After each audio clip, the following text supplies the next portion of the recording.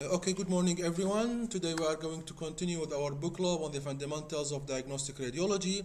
First, we would like to welcome the new members of our club, and we hope it will be a successful journey for you. Today we are going to present chapter 25 on the abdomen and pelvis by your colleague Dr. Dina. May she present? Good morning.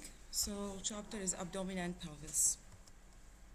Compartmental anatomy of the abdomen and the pelvis. The peritoneal cavity is divided into the greater and the lesser peritoneal cavity, the lesser sac, and with these portions there are some numerous recesses. First, the right subphrenic space, which communicate around the liver with the anterior subhepatic and posterior subhepatic space, which is called Morrison pouch. As this pouch was also known the right hepatorenal fossa, and it is the most dependent portion of the abdominal cavity in the supine patients, and it's preferentially collect ascites, hemoperitoneum, metastasis, and abscesses.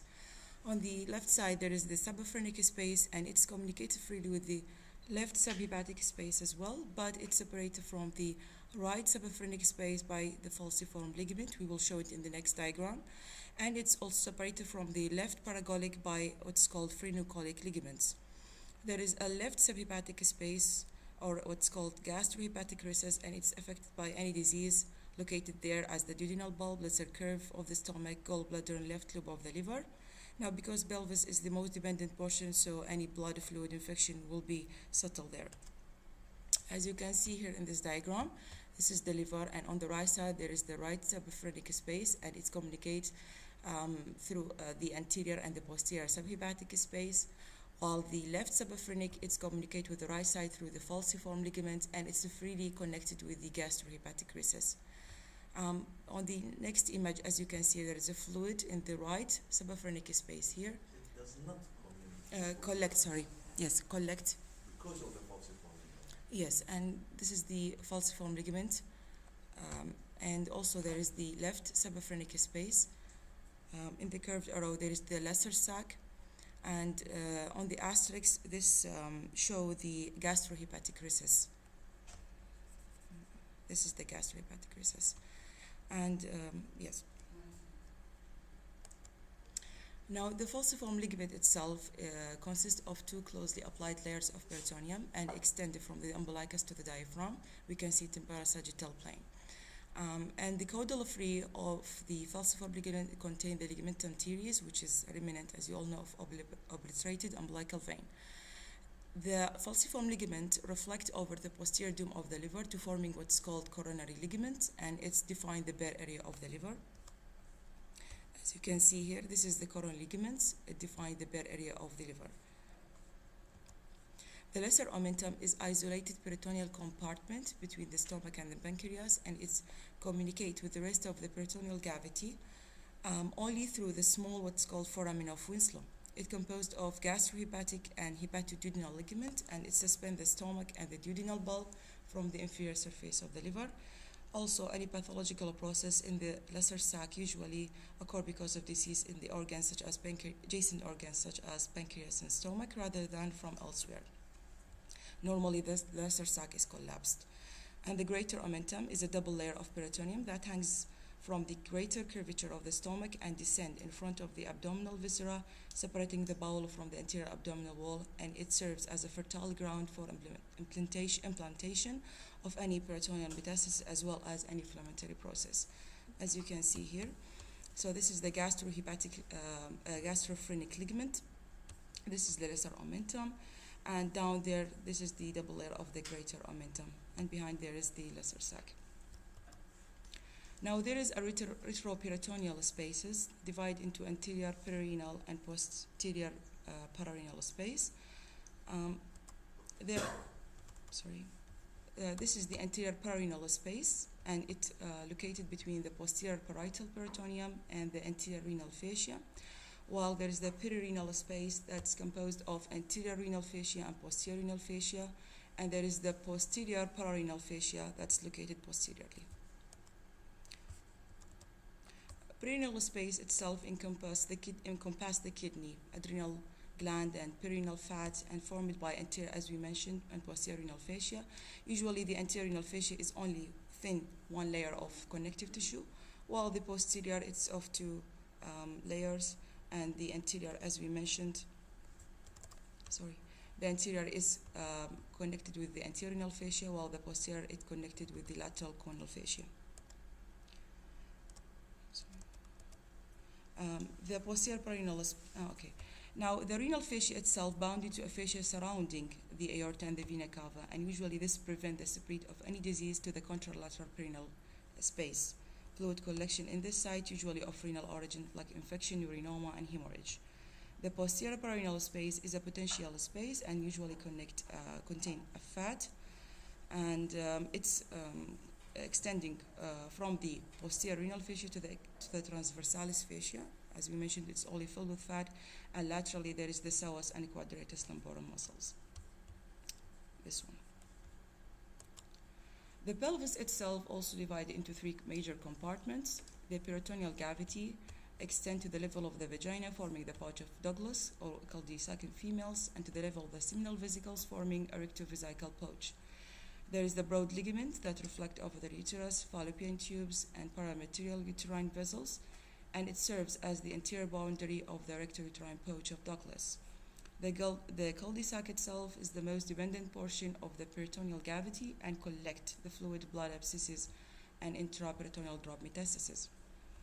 The extraperitoneal space of the pelvis, it's contiguous with the retroperitoneal space of the abdomen, and it extending to the diaphragm, pelvic diaphragm, and includes the retropubic space of retizus. Pathological process there spread preferentially to the retroperitoneal compartment of the abdomen. The last is the perineum, which lies below the pelvic diaphragm, and the ischiorrectal fossa serve as its anatomical landmark. So this is the perineum of the pelvic region. As you can see here, this is the ischiorrectal fossa, and the other side there is a tumor lying in the right ischiorrectal fossa, and this is serve as a landmark for the perineum. Now, fluid can collect in the peritoneal cavity, and it varies in its source of composition. Can be serous fluid, like caused by cirrhosis, hypoproteinemia, congestive heart failure. Can be oxidative from any abscess, pancreatitis, peritonitis, bowel perforation. And it can be hemoperitoneum, resulting from any trauma, surgery, hemorrhage, and can be neoplastic from any tumors. Now, the conventional radiograph requires at least 500 ml of fluid to be present and able to diagnose. And findings include diffuse increase in the density of the abdomen, what's called the gray abdomen. There will be indistinct margins of the liver, spleen, psoas muscle. There will be medial displacement of the gas-filled colon, liver, spleen away from the properitoneal flank strip, and accordingly, there is a bulging of the flanks. There is increased separation of the gas-filled small bowel loops, and there is what's called dog ears because of the spillage of the fluid out from the cul-de-sac to both sides of the bladder. Okay, so this is the pouch of the Douglas. As you can see here, there's a fluid anterior and posterior to the broad ligament in the arrow here. And U is the uterus. CT can demonstrate fluid density. If it's serous, will be of attenuation -10 to +10 Hounsfield. If it is more thick, oxidative, will showing 15 Hounsfield. If it's acute bleeding, it show average of 45 Hounsfield. The ultrasound also can be a sensitive tool to a small amount of fluid in the peritoneal recess, so care must be taken with ultrasound when examining the most gravity-dependent portions of the peritoneal cavity, especially Morrison pouch and pelvis. Now, simple ascites itself is anechoic, whereas the oxidative hemorrhage neoplastic can contain floating debris. Now, septation ascites are associated with inflammatory and malignant process. MRI show limited specificity for defining the type of fluid, and the serous usually show low signal intensity in T1 weighted image and markedly increased signal intensity in T2 weighted image. Hemorrhage fluid shows high signal intensity in both T1 weighted image and T2 weighted image. Serous ascites is commonly bright to echo image due to fluid motion. Pseudomyxoma peritoneal, or what's called jelly belly. This is a gelatinous ascites that occurs as a result from intraperitoneal spread of mucin-producing cells. And there is result from rupture of appendiceal, mucocele, or any intraperitoneal spread of any benign mucinous cyst of the ovary, or a spread from mucinous adenocarcinoma of the colon and the rectum. Conventional radiograph may demonstrate a punctate ring-like calcification that's scattered through the peritoneal cavity. CT will show a motile density, septations, calcifications within the fluid.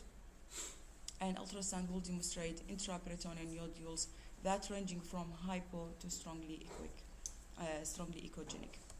So this is a case of pseudomyxoma peritoni. As you can see here, these are the loculations of the fluid on the surface of the liver, and the attenuation here is 32 Hounsfield, indicate its exudative ascites. A pneumoperitoneum is the free air within the peritoneal cavity and mostly caused by rupture from the duodenal, gastric, ulcer perforations, trauma, recent surgery, or an even infection from gas-producing organisms. The pneumoperitoneum, in the absence of rupture vesicles, may occur with first air introduced in the female genital tract by orogenital insufflations, can occur with any pulmonary disease like pulmonary emphysema, alveolar rupture, dissection of the air into the peritoneal cavity. The upright chest radiograph is the most sensitive for free air and usually demonstrated beneath the dome of the diaphragm, while in very severe ill patient we use left lateral decubitus and cross-table lateral view, and will demonstrate the air outlining the liver. Now, the signs of the pneumoperitoneum on supine patients, which we will show in the next diagram: gas on both sides of the bowel, which is called regular sign, gas outlining the falciform ligament, gas outlining the peritoneal cavity or football sign, and triangular linear localized extraluminal gas in the right upper quadrant. This is to image of a patient of upright position or erect position. As you can see here, this is air under the diaphragm, while in the A image there is a supine patient, and it's showing how the gas outlined the wall of the bowels, what is called regular sign. It shows also outline the falciform ligament, and also it outlined the edge of the liver as well. And also it can be outlining the pericolic gutters. On CT, small amount of extraluminal gas may be confused with the gas of the bowel, and surprisingly can be difficult to recognize. So we use the lung window to detect the intraperitoneal air, and the peritoneal recess which lie between the liver and diaphragm is a good place to look for. This is a case of pneumoperitoneum on CT image. As you can see, it's lie in the peritoneal space between the liver and the diaphragm. Now, abdominal calcifications. There's a huge number of abdominal calcifications, starting from the vascular calcifications, which can be plaque-like vascular. This overlie the lumbar spine and the sacrum, and aneurysm of aorta can be manifested by luminal diameter exceeding 3 cm. We measured between two calcified aortic wall. There is a ring-like calcified aneurysm can be seen in the splenic renal arteries. There is a phlebolith, which is calcified thrombi in the vein, and commonly it is mistaken for a urinary tract caliculi. Usually this is round or oval calcification up to 5 millimeter in size and show central lucency. There is a gallstone and gallbladder calcification. Only up to 15% of the gallstone can contain sufficient calcium to be identified on conventional radiograph. And most calcified gallstone that contain calcium bilirubinate have illuminated appearance and dense outer rim and more radiolucent center. Now, gallbladder can calcify, which is called porcelain gallbladder, and it appears like a plaque-like and oval in configurations, conforming to the size and the shape of the gallbladder. Even milk of calcium can appear as a suspension of radiopaque crystals on erect radiograph. This is a calcified wall of the gallbladder, and this is aneurysmal dilation, and we can measure the diameter by between two calcified wall.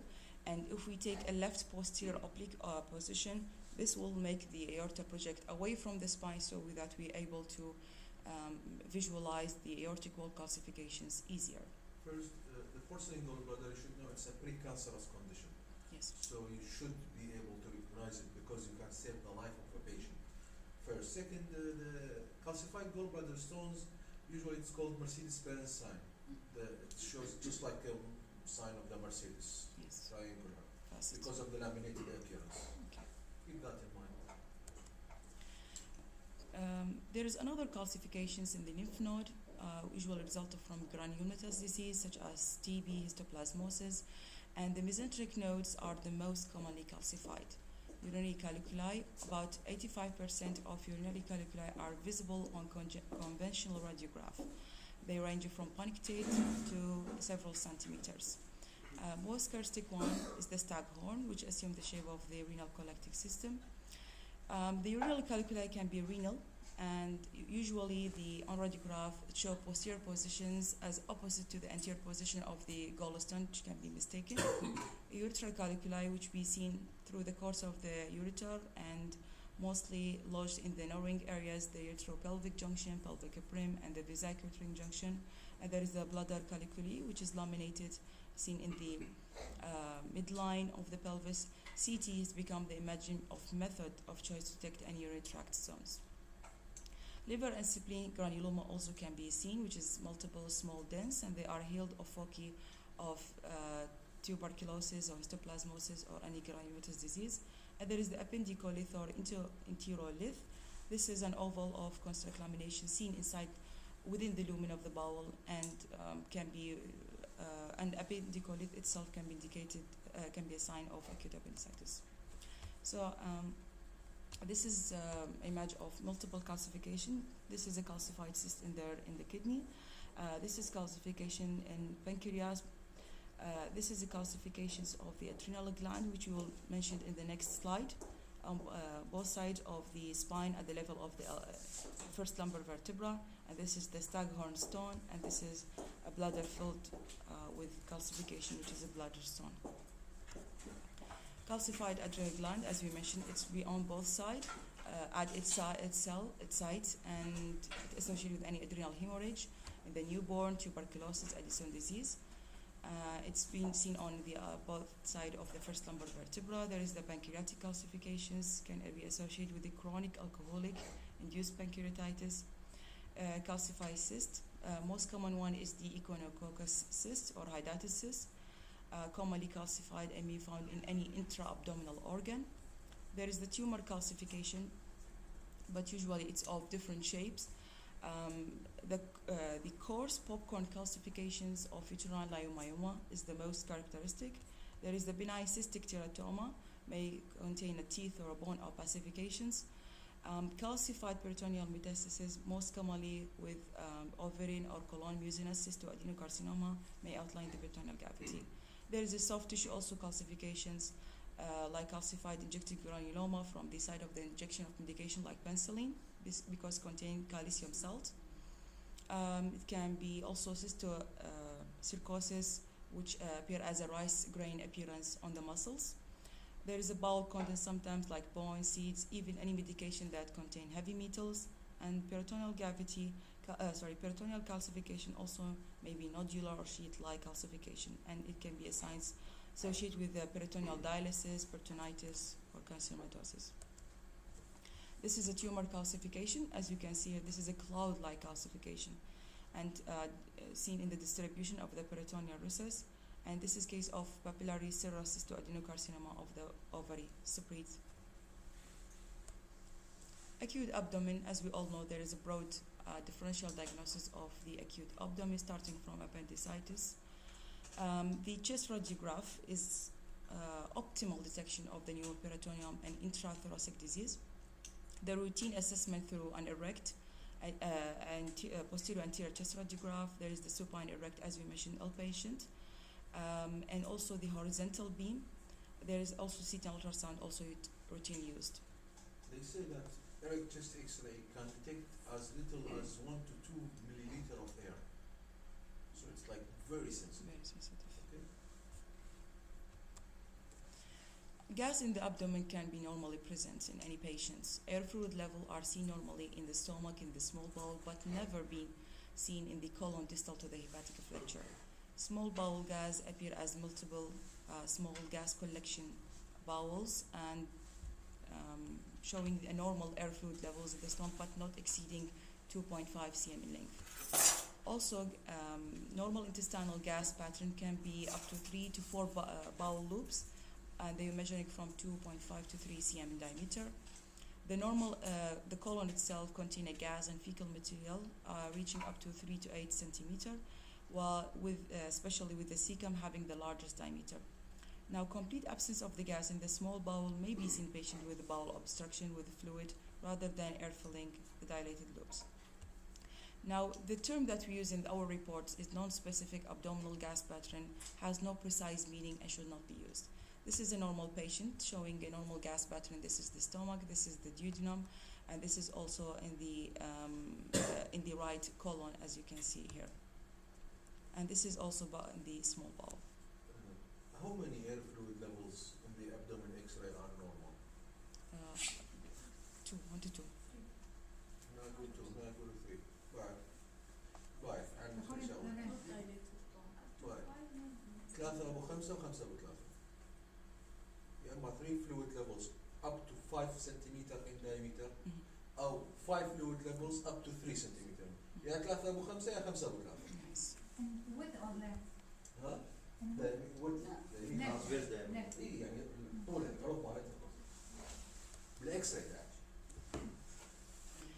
Okay, so moving to the pathology dilated bowel, there is sorry.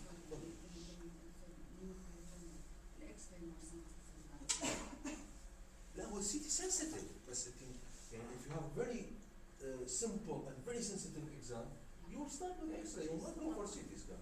If you see free air, then you go for CT scan to detect the cause. Dilated bowel can be, as we all know, small bowel and large bowel. So the small bowel dilated when exceed 2.5 to 3 centimeter in diameter, and usually in location more central in the abdomen, characterized by vulvulae convolutus, and which cross the entire diameter of the lumen. And dilated small bowel rarely exceed 5 centimeter in diameter. On the other hand, the colon is dilated when exceed 5 centimeter in diameter. It is more peripheral location containing the characterized by the haustra that extend only partly away crossing the lumen. It contains the fecal material giving this mottled appearance.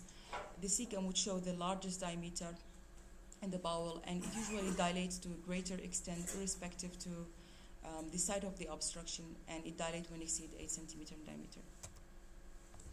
The term that is known a dynamic ileus or paralytic ileus or non-obstructive ileus all have the same meaning, means there's degrees or absence peristalsis. Common causes due to drugs, metabolic causes like diabetes, hypothyroidism, hypokalemia, to inflammation, even post-operative, post-trauma, and post-spinal injury.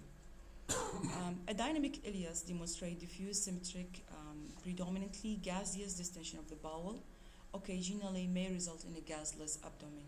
Dilated bowel usually filled only with the fluid, and it usually presents with more dilated bowel loops than with the obstruction. Now, the small bowel, stomach, and colon are predominantly dilated without any abrupt transition, and the ultrasound itself is confirming decrease or the absent peristalsis, although need a skilled person.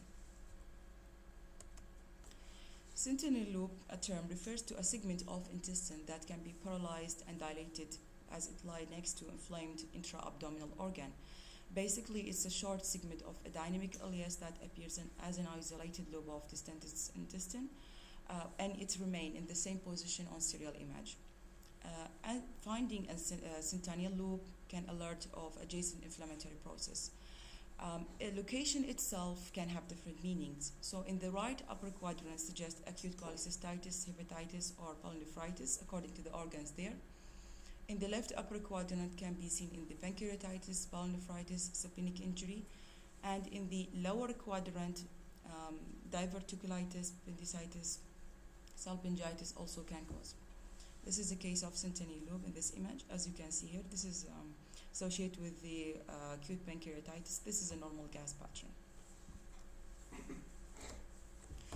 Toxic megacolon, a term, means a manifestation of fulminant colitis characterized by extreme dilation of all or portion of the colon. And it's a state of peristalsis in the absence of the the peristalsis is absent, and the large bowel lose all the tonic contractility. leading to a progressive abdominal distension toxic for bowel patients. Now the bowel sound will be absent here, and the bowel wall also will appear as wet blood pepper, and the risk of perforation is very high. The most common cause is ulcerative colitis, and conventional radiograph will demonstrate distension of the colon with the absence of the house draw. When we found dilation up to 15 centimeter in diameter is often the most striking finding. However, the diagnosis will be suggested when we found the diameter is exceeding 5 centimeter and the mucosa appears to be abnormal. A term pseudopolyp is an island of edematous mucosa which is surrounded by adjacent ulcerations, also can appear within the air-distended colon. CT can show a distended colon filled with air and fluid. Barium enema is absolutely contraindicated in this case because the risk of perforation. So this is two images of CT, conventional radiograph and CT of a toxic megacolon. There is a marked dilation of the cecum, as you can see, reaching up to 14 centimeter, and this is the descending colon reaching up to 7 centimeter. Corresponding CT, there is a thickening of the wall of the colon, and this condition related to ulcerative colitis. In this case, the colon perforated just prior to the surgery. It's thick wall or thin wall? Thickening. Whenever when there is dilation. In the X-ray, are you talking about if there is dilatation or about this case? In general, when there is dilatation, according to the pathology, if the wall is inflamed, there will be thickening. If the wall is not inflamed, there will be thinning. Okay? If there is ulcerative colitis causing thickening due to inflammation of the wall of the colon, the affected parts is thin. Okay? If there is other cause for the obstruction, like tumor, for example, the affected part will be thin because the wall is normal. Get it? Victor, the thin part is the proximal part. This is what this is the cause. Whatever is proximal will be dilated and will be thin. يعني بشكل عام بشكل عام you are right. Okay, in general. طبعا of course exceptions happen. شو نفس الكلام؟ Mechanical bowel obstructions means the stasis of the bowel content either due to obturation or occlusion by a mass or by stenosis because of intrinsic bowel disease or by compression from any extrinsic disease. Now the radiograph can be able to confirm the presence of obstruction 6 to 12 hours before clinically being seen. When the bowel obstruction occurred, the lumen proximal to it will be progressively dilated because of the continuous secretions, the swallowed air, fluid and food there, and eventually cessation of the absorption. The obstruction can be complete, partial, can be simple. It means there is no any interference of the blood supply, can be strangulation when the blood supply will be impaired, and this is most commonly seen with the incarcerated hernia and volvulus. Emphysematous infections means the gas within the parenchyma of the solid organs or within the wall of the holobiscus, and usually caused by infection, fistula, infarction, or recent surgery or instrumentation. Such infection can be detected on CT ultrasound and conventional radiograph. Now, emphysematous infection can be differentiated from the normal gas. There is many pathologies: the emphysematous cholecystitis, pyelonephritis, emphysematous cystitis, and there is the gas gangrene as well of the uterus and emphysematous pancreatitis. A foreigner gangrene is a term applied to a necrotizing fasciitis of the perineum, perianal and genital region. Polymicrobial organism can cause a rapid tissue destruction, and on CT and radiograph show a bubbles and streak of gas we will show in the next image. So this is a foreigner gangrene of the perineum, and there is a pocket of the gas showing a gas in the subcutaneous tissue of the perineum and the scrotum characteristics in this condition. Why, without proper history, this has a lot of differential diagnosis like trauma, ulceration, I don't know, different kinds, surgery. So you need the history for this kind of presentation. Small bowel obstructions can be, it's one of the, account for 20% of the surgical admissions.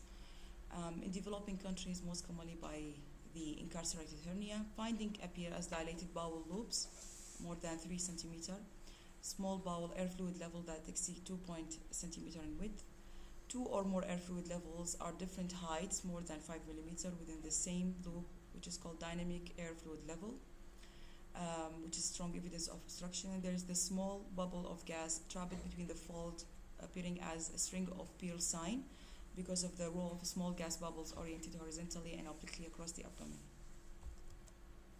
This is case of small bowel obstruction, and as you can see, multiple air fluid levels of different sizes in the same loop, and showing the volvuli convolutus, as you can see here. CT become the imaging of choice in the small bowel obstruction, and CT is able to demonstration the transition site between the small bowel loops dilated with the fluid or air and collapsed bowel distal to the obstruction. This is small bowel obstruction case. Coronal reconstructed CT image demonstrate abrupt transition. As you can see, this is the abrupt transition between the dilated and the non-dilated small bowel loops, with the in case of radiation enteritis causing small bowel obstruction.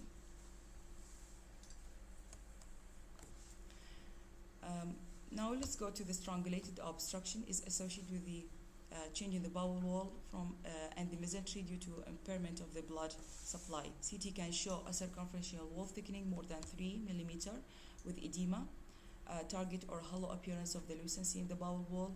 There is haziness or obliteration of the mesenteric vessel, infiltration of the mesentery with the fluid or hemorrhage. Small bowel volvulus or closed loop indicated by finding including dilated small bowel with mesenteric vessels converging around the focus of the torsion. We will see also in the next image.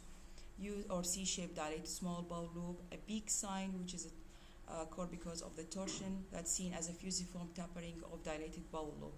A whirl sign, also twisted mesentery seen with the volvulus. Now, intussusception is a major cause of obstruction in children, but also can be seen in adult. Most commonly in adult because of the tumor, either polypoidal tumors like lipoma, or can be malignant tumor, can be malignant diverticulum lymphoma.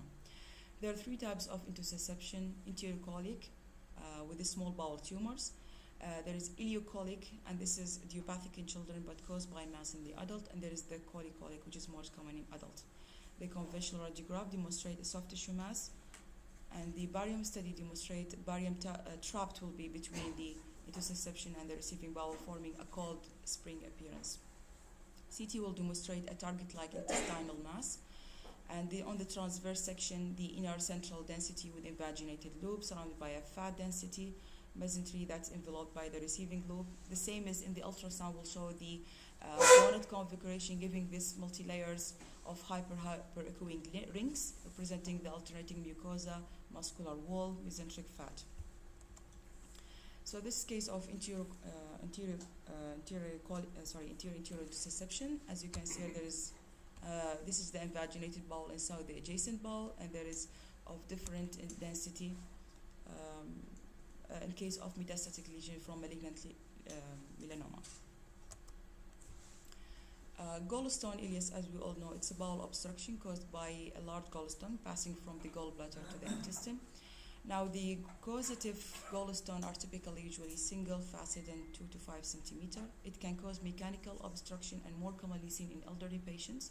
Because it's a disease of elderly, so it's difficult, insidious will be onset, and difficult to diagnose, and the mortality is very high. There is specific radiograph sign are present is only about half the patient, but there is what is called regular triad, which consists of dilated small bowel loops, air in the biliary tree or the gallbladder, and calcified gallstone in an ectopic location. This can be a sign of gallstone ileus. Large bowel obstruction also can be seen more commonly in older patients and account 20% from the bowel obstruction. The most common site is the sigmoid colon. It can be many causes, as we all mentioned, like obstructed colon carcinoma, metastasis, diverticulitis, and so on. The conventional radiograph can demonstrate dilation of the colon from the cecum to the point of the obstruction. As we mentioned, continuation to the volvulus, it can be sigmoid or fecal volvulus. Sigmoid most commonly seen in the elderly, especially patients with high residue diets, and the sigmoid colon twists around its mesentery, resulting in a closed loop obstruction. And the proximal colon, of course, will dilate while the rectum will be empty. Conventional radiograph will show a gas-filled loop without house trauma marking arising from the pelvis, extending to the abdomen and often to the diaphragm. There is 3 lines that's formed by the lateral wall of the loop and the summation of the opposite medial wall of the loop, converging inferiorly into the left iliac fossa. And the apex of the distended sigmoid colon may extend cephalic, which is called northern exposure because it goes more cephalic. The barium can show obstruction that tapers to a peak at the point of the twist. Usually it's 5 centimeters above the verge.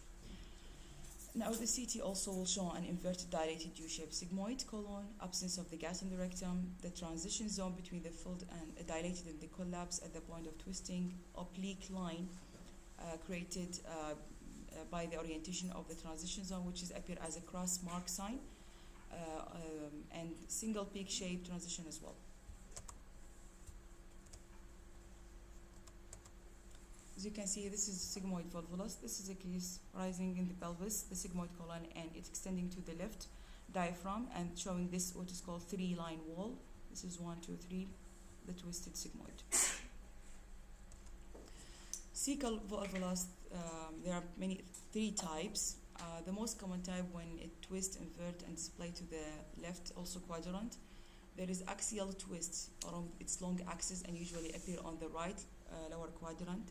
And what is called fecal basculi or bascule refers to basculi folding of the cecum to a position anteromedial to the ascending colon, and this is seen in 1/3 of the cases. The classical finding is the coffee bean shaped sign.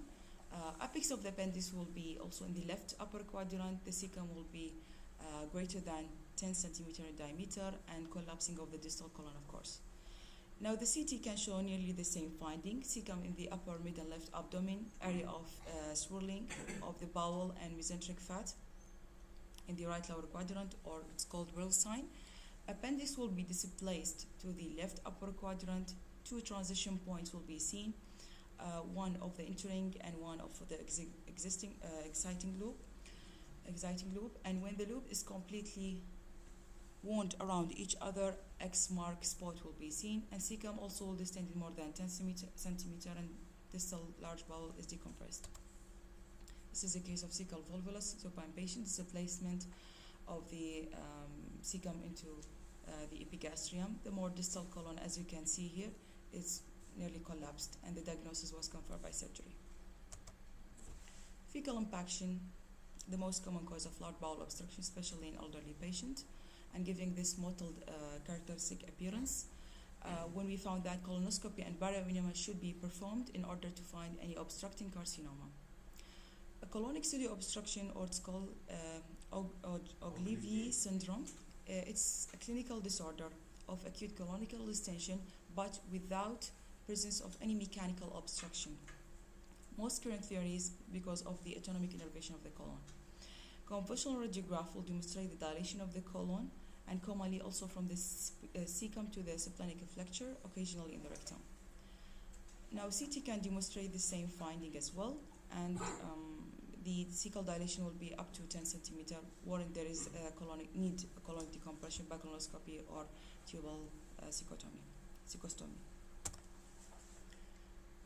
Bowel ischemia and infarction. This is bowel ischemia or infarction means potential leading to a infarction. Start as a mucosa, and the mucosa extending to the wall and the serosa. Can be due to arterial occlusion, can be due to external compression, vasoconstriction because of medication, can be because impaired venous drainage by venous thrombosis or tumor. Contrast enhanced multi-detector CT is the image of choice, and finding including first, circumferential or nodule thickening more than 5 mm of the bowel wall with infiltration of the low-density edema or high-density blood.